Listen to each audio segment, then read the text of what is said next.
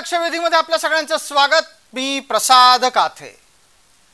लोकसभा निवडणुकीच्या आधी मराठा आरक्षणानं चिंतेत असलेल्या महायुतीच्यासाठी आत्ताच्या घडीला ओबीसींचं उपोषण अस्त्र हे नवी डोकेदुखी येऊन ठेपलेली आहे अशा स्थितीत आणून ठेवणारं ठरलंय।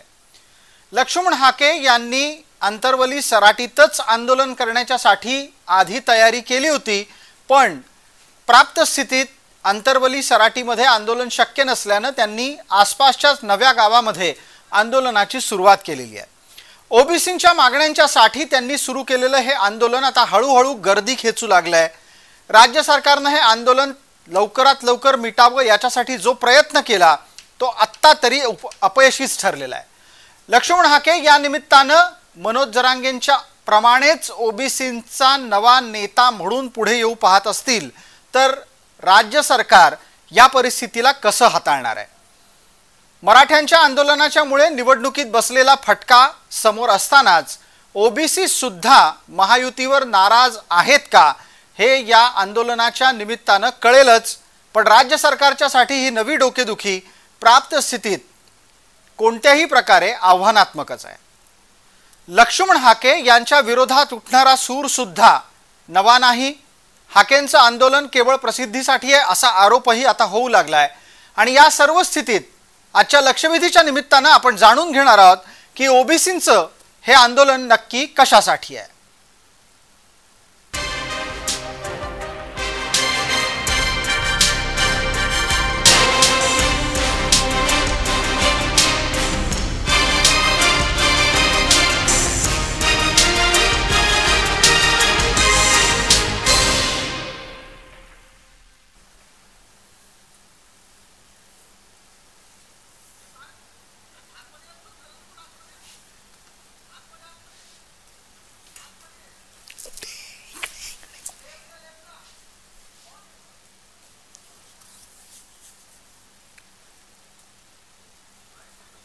या चर्चेत आपल्यासोबत आत्ताच्या घडीला जोडले गेलेले आहेत आमचे प्रतिनिधी विजय चिडे। विजय, माझा आवाज आपल्यापर्यंत नीट पोहोचत असेल अशी अपेक्षा आहे। मला आपल्याला पटकन विचारायचं आहे आणि या निमित्तानं प्रेक्षकांपर्यंत पोहोचवायचं आहे, लक्ष्मण हाकेंच्या आंदोलनाच्या निमित्तानं कोणत्या बाबी तुम्हाला दिसतात? डोळ्यांनी दिसतंय काय आणि जे दिसत नाहीये इतरांना तेही तुम्ही सांगा।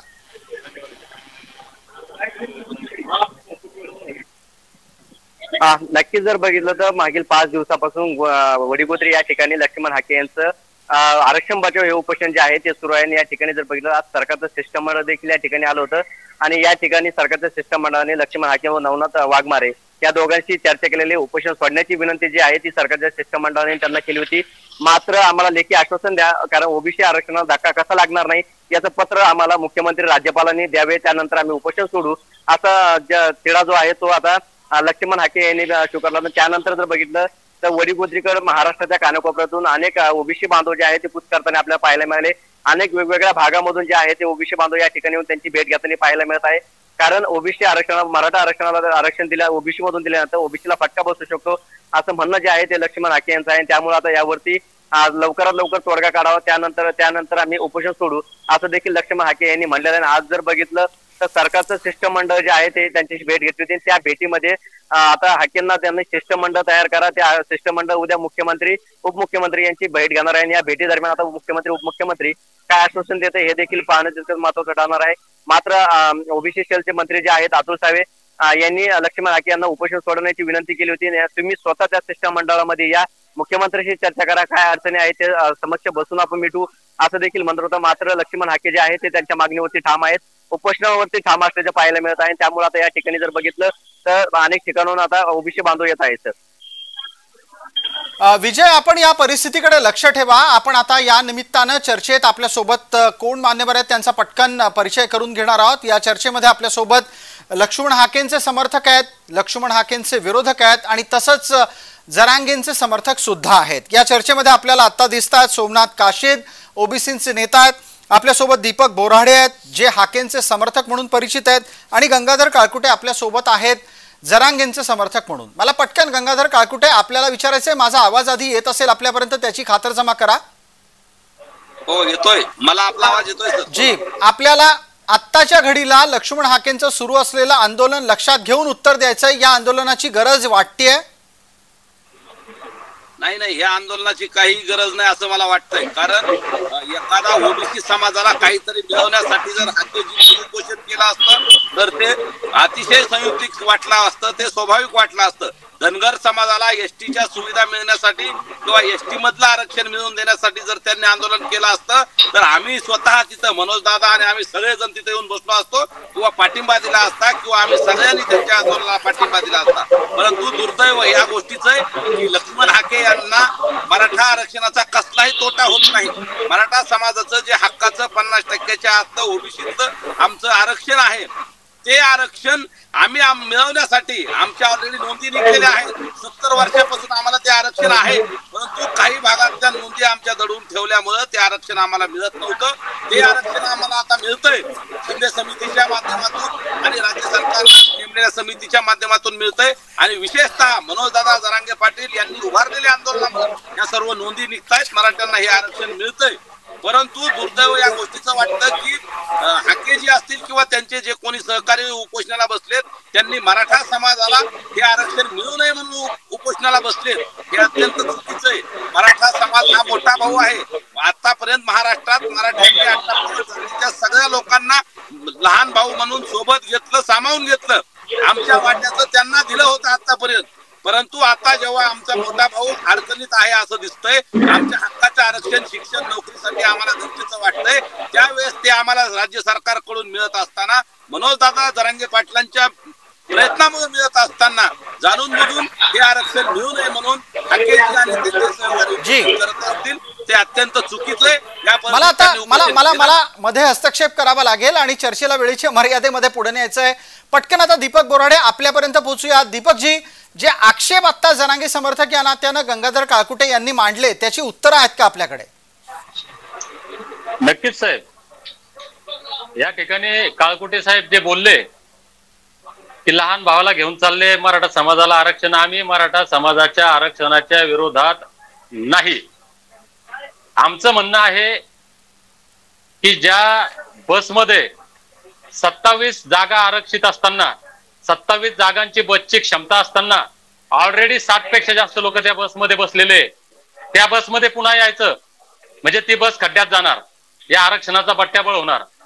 एका घरामध्ये जर 4 लेकरं एका आई वडिलांना असतील तर जमिनीचा, प्रॉपर्टीचा वाटा हा समसमान होतो. घरामध्ये जर स्वयंपाक केला तर असं म्हणता येत की लहान लेकरांनी अर्धीच भाकरी खावी, मोठा माणूस म्हणून त्याने 1 भाकरी खावी, अजून जर कोणी काम करणार असेल तर 2 भाकरी खाव्या.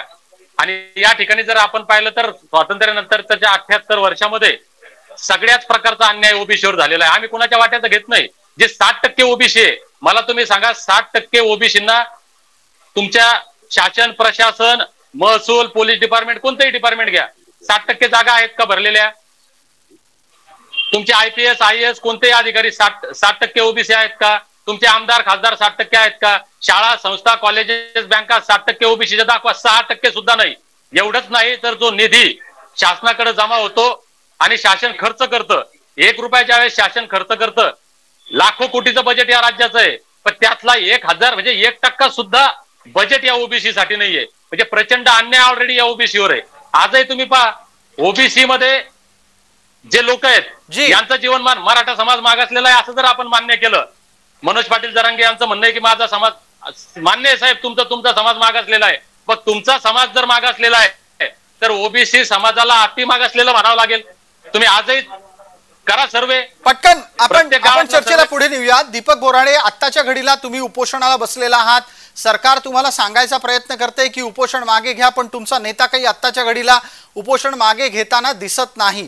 किती दिवस उपोषण करायची आपली तयारी आहे? नाही साहेब, आज सकाळी शासनाचं शिष्टमंडळ आलं.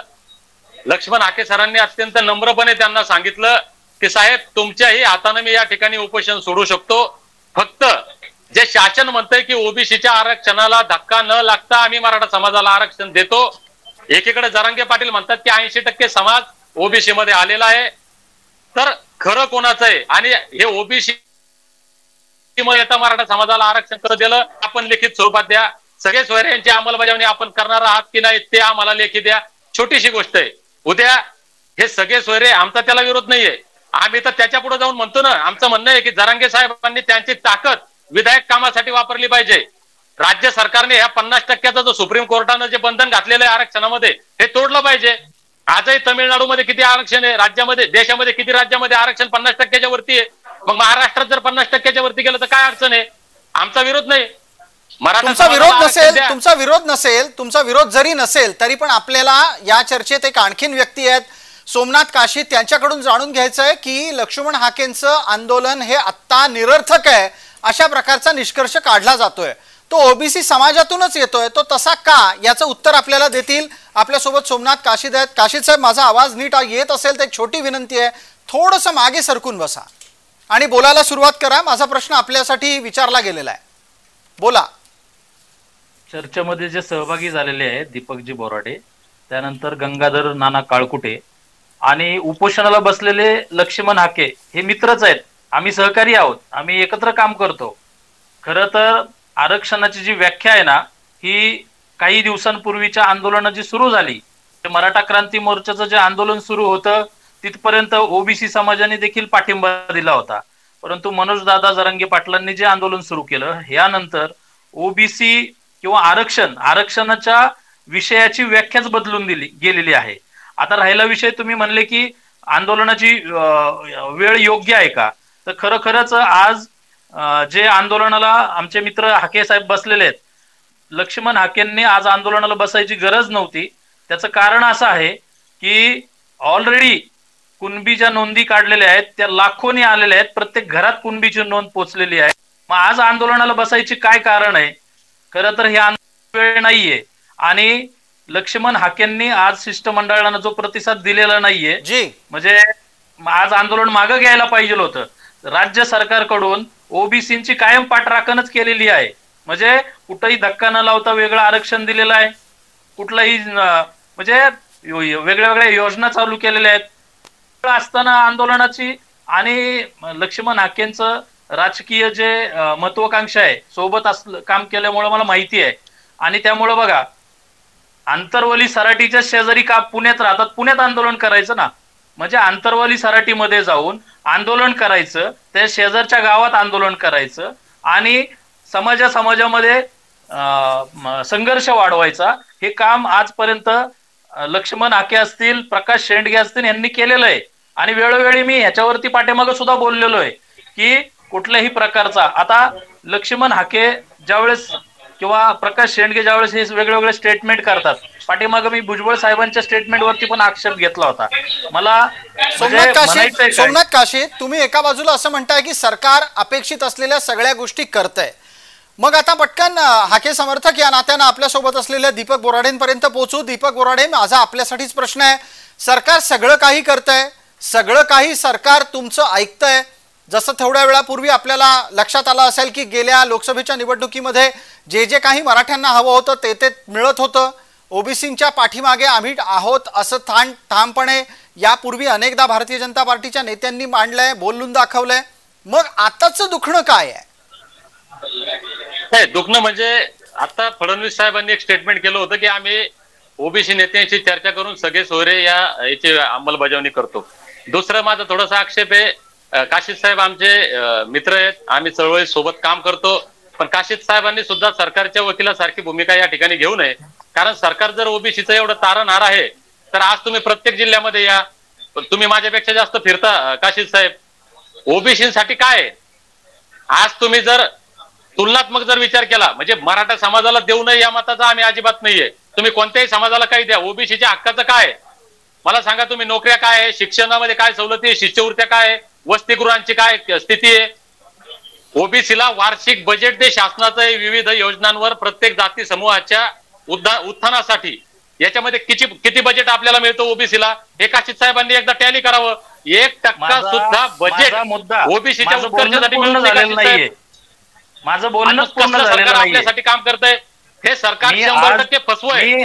आज मांडतोय ना, देण्याचं काम करतंय, समाजात भांडण चुकलेले आहे, पण मागण्या पण चुकलेल्या आहेत. मग आपण ऐका, आता दीपकजी काय म्हणतात, योजना चालू करा, वेगळ्या वेगळ्या शिष्यवृत्त्या सुरू करा, इथं हाके सगळं सर सुरू भांडण करा. लावत नाहीये, प्रकाश शेंडगे भांडण लावत नाहीये.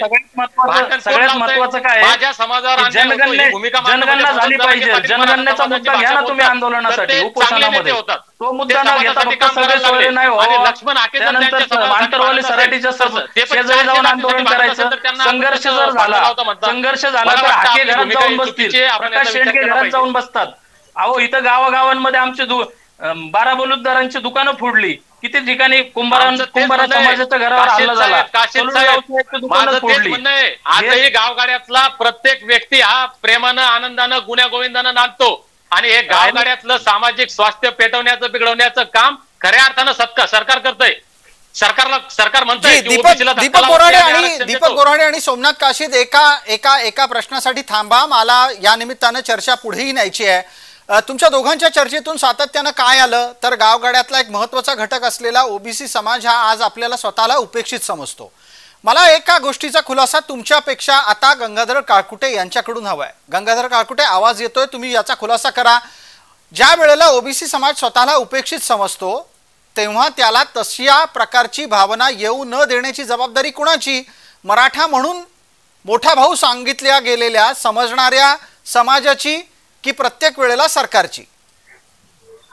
आपल्या सगळ्याची ही सामाजिक जबाबदारी आहे असं माझं मत आहे. मी सरकारवरही सगळे बाजू ढकलणार नाही किंवा ओबीसी समाजावर अन्याय होत नाही असंही म्हणणार नाही, परंतु तो अन्याय मराठा समाजाकडून होत नाहीये. सरकारकडनं काही कमी जास्त होत असेल तर आम्ही ओबीसीच्या सोबत आहोत. धनगर समाजाच्या आरक्षणासाठी, एसटी साठी आम्ही त्यांच्या सोबत लढायला तयार आहोत किंवा ओबीसीची मर्यादा वाढवण्यासाठी बोराडजी बोलले असतील त्यांच्याही सोबत आम्ही लढायला तयार आहोत. परंतु सोमनाथ काशीद साहेबांनी जे मागाशी सांगितलं की साहेब जाणून बुजून 2 समाजात तेढ निर्माण करायचा प्रयत्न करतायत, त्या मताशी मी सहमत आहे. त्यांना पुण्याला मुंबईला उपोषणाला बसता आला असतं, त्यांच्या गावात बसता आलं असतं, परंतु आंतरवलीच्या परिसरात ते आले. जरांगे पाटलावरती वेगवेगळ्या आमच्या दादांवरती बोलतायत, वेगवेगळ्या पद्धतीने त्यांनी आरोप केले आणि वेगवेगळ्या पद्धतीने आजूबाजूला त्याच गंगाधर काळकुटे, गंगाधरराव याचा खुलासा करा एकदा करा की जर त्यांना त्यांच्या आंदोलनाच्या माध्यमातून या आधी झालेल्या आंदोलनाच्या एकूणच प्रभावाला आव्हान द्यायचं असेल तर त्यासाठी त्यांनी आंतरवलीत येऊ नये अशी तुमची मागणी आहे? पुण्यातच बसा, आंतरवलीत येऊ नका असा आग्रह कसा काय असू शकतो? मला एक विचारायचंय की मनोज पाटील जरांगेचं गाव आहे का आंतरवाली मनोज पाटील जरांगेचं गाव आहे का? याचा खुलासा आपण करा. आंदोलन सुरू असताना तुम्ही तिथं बसताय त्या गोष्टीला आमचा आक्षेप आहे. ठीक आहे, आता आमचं आक्षेप काय साहेब? जिथं दुखणं असलं तिथं उपाय झाला पाहिजे, इलाज झाला पाहिजे. आंदोलन कोणी कुठं करावं हा काही मुद्दा नाहीये, त्याच्याबद्दल आमचं काही म्हणणं नाही. परंतु ज्यावेळेस दादा बसलेले होते त्यावेळेस आव्हान प्रति आव्हान देऊन गावागावातलं वातावरण दूषित करण्याचं काम हाके साहेबांच्या भूमिकेमुळे झालंय. मराठा समाज अजिबात नाही. आपण चुकीचं मानता. काळकुटे साहेब कसलंही आवाहन केलं नाही. हाके सर या ठिकाणी सरळ आले. आज उद्या आंतरवलीत जाऊन बसले तर आमचा आक्षेप असणार नाही, कारण आता आमचं आंदोलन तिथलं संपलंय. आमचं आंदोलन एका बाजूला आणि तिथंच जर ओबीसी समाजाचं आंदोलन असलं असतं, महाराष्ट्रातले लोक दोन्ही बाजूचे तिथं आले असते तर तिथं तणाव निर्माण झाला असता की नाही याचं बोराडजींनी उत्तर द्यावं. दीपकजी बोला. दीपकजी, या चर्चेतला महत्वाचा मुद्दा असा आहे, तणाव नक्की निर्माण कोण करतंय आणि महाराष्ट्रातलं वातावरण बिघडवण्यासाठी जबाबदार कोण? भांडणे. गंगाधरराव, 1 मिनिट. दीपक बोराडे उत्तर देत आहेत, त्यांचं उत्तर ऐकणार आहोत आपण. परंतु हाके साहेबांनी मराठा आणि ओबीसी वाद लावण्याचा तो आंदोलनाच्या या माध्यमातून प्रयत्न केलाय असं माझं मत आहे. ठीक आहे. नाही, काळकुटे साहेबांच्या या मताशी मी सहमत नाही. त्यांचा पहिला मुद्दा मी या ठिकाणी खोडतो की ते म्हटले, आणि काशीद साहेबांचा पण मुद्दा आहे की हाके साहेबांनी पुण्यात आंदोलन करायला पाहिजे होतं. मुळात मनोज पाटील जरांगेंचं सुद्धा हे आंतरवाली गाव नाहीये, त्यांनी या गावामध्ये आंदोलन केलं. हाके सरांनी ज्यावेळेस आवाहन केलं तर ते आंतरवाली गावामध्ये उपोषण करण्याची त्यांनी हाक दिली होती. परंतु आम्ही ज्यावेळेस चर्चा केली तर त्या काळकुटे साहेबांच्या मताशी आम्ही 1% त्यात सहमत आहे आणि आम्ही चर्चा करून असा निर्णय घेतला की आपण आंतरवालीमध्ये उपोषण न करता हे जे वडीगोद्री गाव आहे या गावामध्ये 27 दिवस लाक्षणिक उपोषण, म्हणजे मनोज पाटील जरांगे उपोषणाला बसलेले असताना लाक्षणिक उपोषण या ठिकाणी 27 दिवस केलेलं आहे. आणि त्या दिवशी मनोज जरांगे पाटील यांचं उपोषण आम्ही 2 दिवसांनी करणार होतो, पण मनोज जरांगे पाटील यांचं उपोषण सुटणार आहे 100%, हे आम्हाला माहिती झालं. आणि ते उपोषण सुटल्यानंतर आम्ही उपोषणाला बसलो. म्हणजे समाजामध्ये तेढ निर्माण करण्याचा उद्देश अजिबात आमचा नाहीये. आणि तुम्ही जर म्हणत असाल की हाके सर समाजात तेढ निर्माण करतात, तर मग मनोज जरांगे पाटील समाजासाठी शांतता निर्माण करतात का स्वास्थ्य निर्माण करतात हे कसं म्हणू शकता तुम्ही? जर तुम्ही एक बोट लक्ष्मण हाकेंकडे करणार असाल तर 4 बोट साहेब तुमच्याकडे राहतात. गंगाधरराव, मिनिटभरामध्ये उत्तर द्या पटकन. नाही, मनोज दादांनी कधीही सर्वसामान्य ओबीसीला कधी वाईट बोलले नाही. कधीही धनगर समाजाच्या एसटीच्या आरक्षणाला विरोध केला नाही. ओबीसी समाजाला कुठल्या सवलती मिळत असतील तर त्याला दादांनी विरोध केला नाही. आमचं भांडण सरकारशी आहे आणि सरकारमधले आपल्याला आपल्याला आपल्याला चर्चेत काही बाधा निर्माण होताना दिसते. सोमनाथ काशीद यांच्यापर्यंत पोहोचूयात. सोमनाथ काशीद, राज्य सरकारच्या साठी लक्ष्मण हाकेंचं आंदोलन ही मोठी डोकेदुखी आहे की या आधी झालेलं मराठा आरक्षण? कसं आहे की मी तुम्हाला एक म्हणजे मगाशी बोलताना मला तुम्ही थांबवलं होतं. मला काही मुद्दे कव्हर नाही करता आल्या. वेळ तर चुकीची आहे पण मागण्या पण. आणि हे मी नाही बोलत, राष्ट्रीय ओबीसी महासंघाचे बबनराव तायवडे देखील म्हणले परवा दिवशी की वेळ आणि मागण्या चुकीच्या आहेत हाकेंच्या. आणि आंतरवाली सराटीच्या शेजारच्या गावामध्ये जाऊन आज त्यांचं ते बसणं उठणं, ती चादर पांघरणं, अहो सगळी कॉफी आहे नाही आंदोलनाची. म्हणजे मला काही ह्या आंदोलनाविषयी काय त्यांच्याविषयी आकच नाहीये, परंतु ओबीसी समाजाचा कॉफी करून हा जे नेते जे प्रयोग करतात वेगवेगळे, त्याच्यामुळे ओबीसी समाजाचं खूप मोठं नुकसान झालंय. कशा प्रकारे? सोमनाथ काशीद, वेळेच्या मर्यादेत उत्तर द्यायचंय, पटकन सांगा. या आंदोलनामुळे, हाकेंच्या आंदोलनामुळे ओबीसीचं नुकसान झालंय, हा दावा तुम्ही कशाच्या आधारावर करताय? अहो नुकसान होत आहे ना, राज्य सरकार आपल्या ओबीसी सोबत आहे ना. ओबीसीच्या आरक्षणाला राज्य सरकारने कुठं धक्का लावलाय?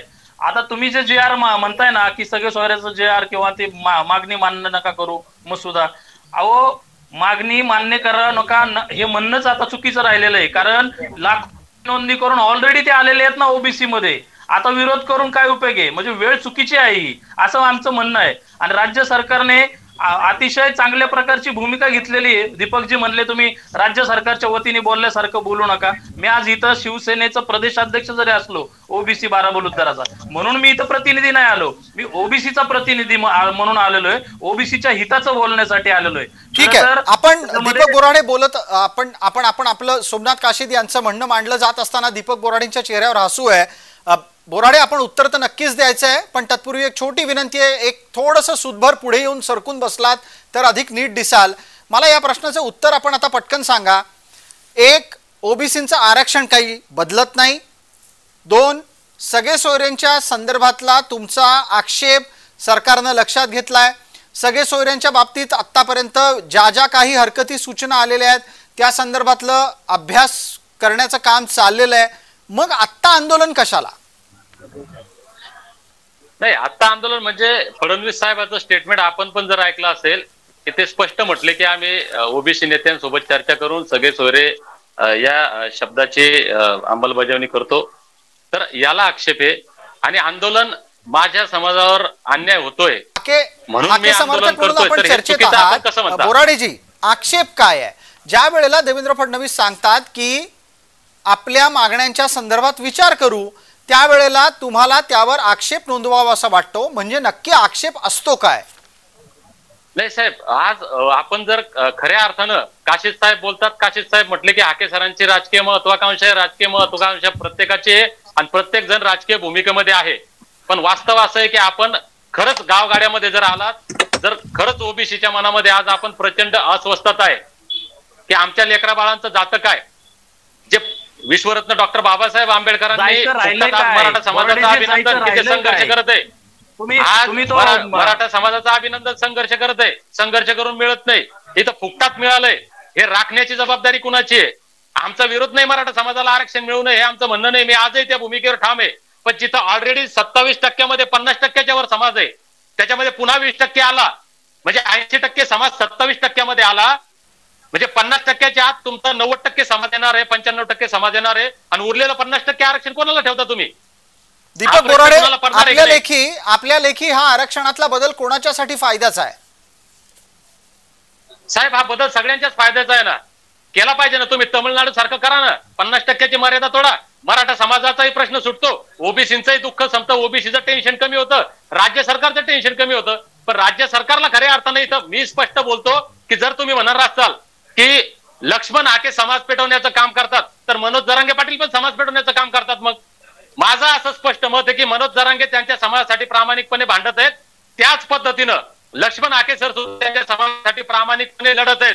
पेटवण्याचं काम समाज व्यवस्था पेटवण्याचं काम राज्य सरकार करत आहे. इथली मग यावर गंगाधर काळकुटेंचं उत्तर लागेल. समाज पेटवण्याचे आरोप दोघांवरही व्हायला लागलेत. आपल्यासोबत दीपक बोराडे आहेत, त्यांनी त्यांचं उत्तर दिलं. एकदा तुमच्या उत्तराच्या साठीची संधी पटकन. मनोज दादा किंवा मराठा समाजाकडून समाजात भांडण लावण्याचं कुठलंही वक्तव्य मनोज दादाकडून आलेलं नाही. ठीक आहे, आमचा वाद सरकारशी होता, सरकारशी भांडण आहे, त्यासाठी दादा उपोषण करत होते. ओबीसी नेत्यांनी काही विरोध केल्यामुळे त्यांचा आणि दादांचा तात्विक वाद झाला असेल, परंतु मराठा सर्वसामान्य ओबीसी यांचा कधीच वाद नव्हता, आजही नाही. गावगाड्यात आम्ही सगळं एक आहोत, त्यामुळे आम्ही कधीही मनोज दादाने किंवा आम्ही तसा वाद निर्माण केलेला नाही. परंतु हाकेजींच्या काल परवादीच्या भूमिकेमुळे जाणून बुजून तिथं बसल्यामुळं आंतरवली सराटी काय किंवा आपलं वडीगोद्री काय ते थोडं अंतर जवळ आहे, त्यामुळं तिथं येऊन बसण्याचा हट्ट किंवा मराठा समाजाला काहीतरी मिळत असताना सगळे सोयऱ्याचं अंमलबजावणी करण्याचं देवेंद्र फडणवीस साहेबांनी किंवा अजितदादा पवार साहेबांनी किंवा मुख्यमंत्री साहेबांनी यांनी जवळ सकारात्मक भूमिका दाखवल्यानंतर हाके साहेब उपोषणाला बसलेत. म्हणजे मराठा समाजाच्या दोन पोटात काहीतरी मिळत असेल, काहीतरी समाजाच्या पदरात पडत असेल तर त्याच्या बद्दलचं हाके साहेबाला जर ते पटत नसेल तर त्यांनी पुणे मुंबई आंदोलन करायला पाहिजे होतं किंवा अजून कुठला एरिया निवडा, परंतु जाणून बुजून आंतरवलीच्या बाजूला येणं, तिथं दादाचं उपोषण चालू करताना घोषणा करणं म्हणजे त्यांच्याकडूनच ते होतंय की काय असं शंका येते. मी म्हणणार नाही. दीपक बोराडे, आता मला चर्चेला आणखीन एका पुढच्या टप्प्यात नेत असताना आपल्याला विचारायचं आहे, तुमच्या आंदोलनाचा बोलविता धनी कोण आहे? मनोज जरांगेंच्या आंदोलनाचा बोलविता धनी कोण होता हे सगळ्यांच्या समोर आलं. तुमच्या लेखी तुमच्या आंदोलनाचा बोलविता धनी पण मग कोणीतरी असला पाहिजे की. समाजाचा मनोज दादांचा बोलविता धनी मराठा समाज आहे. यस, इथं हाके सर बसले तर आता बोलत आहे पा कसं असतंय, कोणाच्या तोंडाला हात लावता येत नाही, कोण काय म्हणत सांगता येत नाही. पण काळकुटे साहेब बोलले, त्यांचा एक मुद्दा छोटासा खोडतो की मराठा समाजाला काय मिळतंय हे दुःख आम्हाला अजिबात नाही. आमच्या समाजावर अन्याय होतो ही भूमिका जर आमची असेल तर ती 100% रास्त आहे. मी परत रिपीट करतो, तुमच्या सोबत आहे. ओबीसी समाजासाठी आम्ही सोबत आहे. अगोदर मराठा काळकुटे साहेब, माझं आत्ताही विनंती आहे आपल्याला, खरंच एकत्र तुम्हाला काळकुटे साहेब, आपल्याला समाजाची जर काळजी आहे तर मला माझी हात जोडून विनंती आहे आता सुद्धा आपल्याला की आपण सुद्धा मनोज दादा जरांगे आपण बसा आणि चांगल्या वकिलांच्या टीम सोबत चर्चा करा. आपण सुद्धा आपल्या आंदोलनात मला जायचं नाही खोलवर, पण सुरुवातीला 57 मोर्चे निघाले त्यावेळेसच्या मागण्या, त्यावेळेस आपल्या समाजाला मिळणारा प्रतिसाद आणि आज आपली मागणी आणि समाजाला मिळणारा प्रतिसाद यात खूप फरक आहे. माझी आपल्याला विनंती आहे. चर्चेला शेवटच्या टप्प्यात नेतो आणि पटकन सोमनाथ काशीद यांना विचारतो. काशीद साहेब, आपण थोड्या वेळापूर्वी असं म्हणालात की सरकारचा प्रतिनिधी म्हणून या चर्चेत आपण आलेला नाहीत, आपण ओबीसींचा नेता म्हणून आलेला आहात. चर्चेच्या या टप्प्यावर मला एका गोष्टीचा खुलासा करा की येत्या दिवसांमध्ये लक्ष्मण हाकेंच्या मागण्यांबाबतीत सरकार ठोस काही करेल, जर नाही केलं तर त्याचा परिणाम पुढच्या वाढत्या दिवसांमध्ये दिसेल का? 100% दिसेल साहेब. आज जर तुम्हाला हा परिणाम दिसतो म्हणतात, हा ओबीसीचा सुद्धा परिणाम दिसणार आहे, या आंदोलनात सुद्धा परिणाम दिसणार आहे. ठीक आहे दीपकजी, सोमनाथ काशीद यांना विचारलंय, त्यांना बोलू द्या. बरं, कसं आहे, आपण सार्वभौम राज्यामध्ये राहतो, आपल्या इथं संविधान लागू आहे, प्रत्येकाला अधिकार आहे मत मांडण्याचा आणि मागण्याचा. आता मराठा समाज जर मागत असेल तर त्यांचंही रास्त आहे. दुसरं, ओबीसी समाज स्वतःचं रक्षण करत असेल तर त्यांचंही रास्त आहे. परंतु तुम्ही जसं विचारलं की राज्य सरकार काय भूमिका घेईल, राज्य सरकारची भूमिका हीच राहील की प्रत्येकाला न्याय मिळेल आणि प्रत्येकाच्या हक्क अधिकारांवरती कोणत्याही प्रकारची गदा येणार नाही. कारण मी आज राज्य सरकारमध्ये ओबीसी प्रदेशाध्यक्ष म्हणून जरी असलो तरी मी त्यांचे सिस्टम पाहतोय. मुख्यमंत्री उपमुख्यमंत्री दोन्ही हे ओबीसीच्या कुठल्याही जे अधिकार आहेत त्याच्यावर गदा येऊन देणार नाहीयेत. मी आपल्या या शब्दाला आम्ही नोंदवून घेतलंय आणि प्राप्त स्थितीत आपल्याला आटोपती चर्चा घेत असताना या शब्दांच्या निमित्तानं एका गोष्टीचा इथे नोंद आणि खुलासा करायला हवा की प्रत्येक गोष्ट ही येत्या दिवसांमध्ये आपण पाठपुराव्याच्या अनुषंगाने पाहत राहू। वेळ मर्यादा आहे दीपकराव, माफ करा, आत्ता आपल्याला वेळ मर्यादेच्या पलीकडे जाऊन बोलता येणार नाही आणि तुमच्यासह इतर सर्व मान्यवरांना इथेच धन्यवाद म्हणायची वेळ आलेली आहे। आपण सर्वजण या चर्चेत सहभागी झालात त्याबद्दल आपले मनपूर्वक आभार। लक्षवेधीच्या या चर्चेत तुर्तास इतकंच। सर्व प्रेक्षकांना जय महाराष्ट्र।